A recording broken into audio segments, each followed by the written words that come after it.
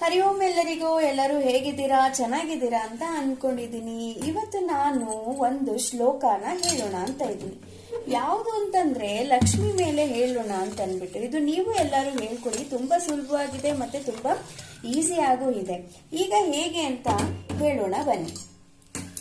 ಕಮಲವಾಸಿನಿ ಲಕ್ಷ್ಮೀ ಸಿರಿ ಸೌಭಾಗ್ಯ ವರಪ್ರದಾಯಿನಿ ಶ್ರೀಹರಿಯ ಹೃತ್ಕಮಲ ನಿವಾಸಿನಿ ಲಲಿತ ಲಾವಣ್ಯ ನಿತ್ಯ ಸತ್ಯ ಭವ್ಯ ಸ್ವರೂಪಿಣಿ ಸರ್ವಭಕ್ತಾನಾಂ ದೋಷ ದುಃಖ ಕಷ್ಟ ನಷ್ಟ ನಿವಾರಿಣಿ ಸಕಲೈಶ್ವರ್ಯ ಶೀಘ್ರ ವರ ಪ್ರಸಾದಿನಿ ನಿಟ್ಟರಹಳ್ಳಿಯ ತಿರುವಲ್ಲಿ ಸುವಿಹಾರಿಣಿ ಪ್ರಸನ್ನಳಾಗಿ ನೀಂ ರಕ್ಷಿಸು ರಕ್ಷಿಸು ರಕ್ಷಿಸು ಮಾಂ ಪಾಲಿಸು ಪಾಲಿಸು ಪಾಲಿಸು ಅನವರತ. ಇದು ಲಕ್ಷ್ಮೀ ಶ್ಲೋಕ.